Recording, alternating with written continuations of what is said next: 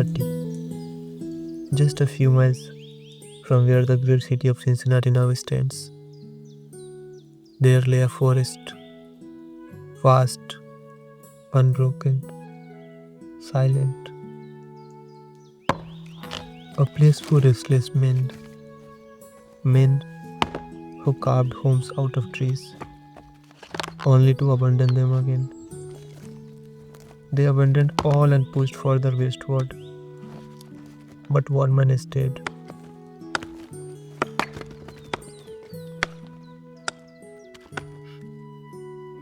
He was among the first settlers, a silent man, a man no one truly knew. They called him Murloc. He lived alone, never smiled, rarely spoke, sold animal skins, nothing more. Drew nothing, claimed nothing. And his house had a boarded window. No one knew why. It had always been boarded. Always.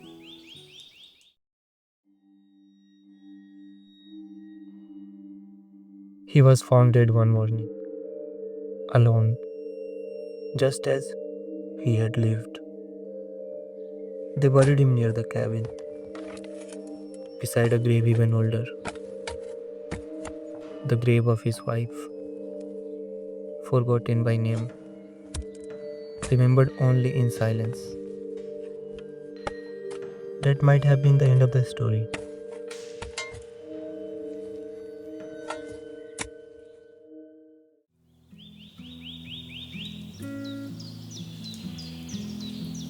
When Murloc came west, he brought with him hope and a young wife, full of life.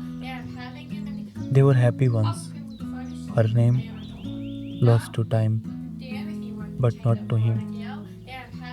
She shared her life, the dangers, the hunger, the dreams.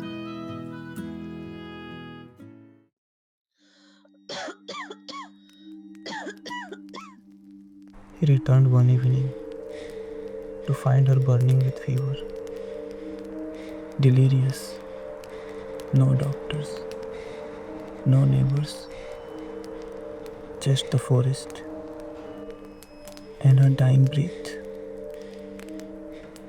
3 days. He tried, but on the third, she slipped into the unconsciousness, and then nothing.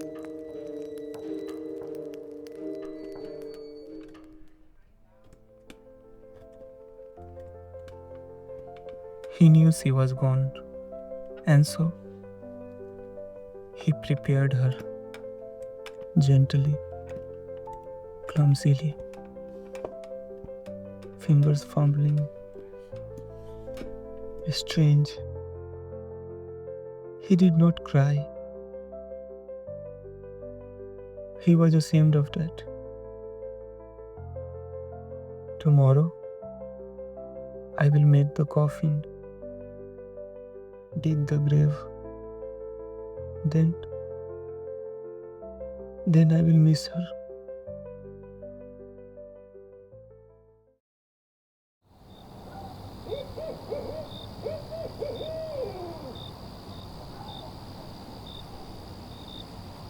He sat beside her, arms on the table, face buried, and then a sound, a cry, wailing, far, and then closer.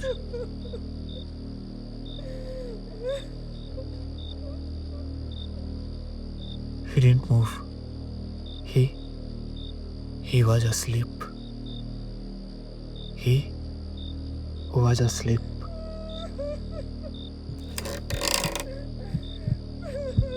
He woke, but not dared to move. Something was there. He woke, His heart froze. His hands lit. He tried to speak her name. Could not. Then a crash. The table hit him. Hard. Something fell. Dragged. Struggled. He grabbed the rifle. Fired blindly.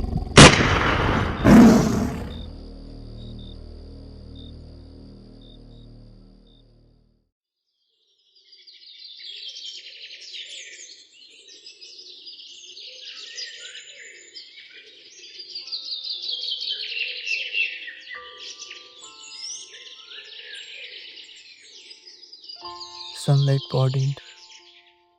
He found her body near the window. Her throat taut, her limbs twisted, her hair wild,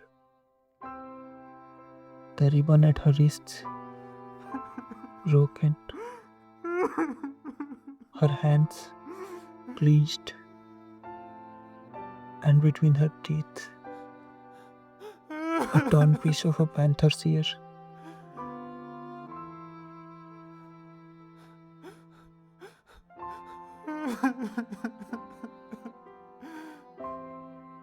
That's why the window stayed folded.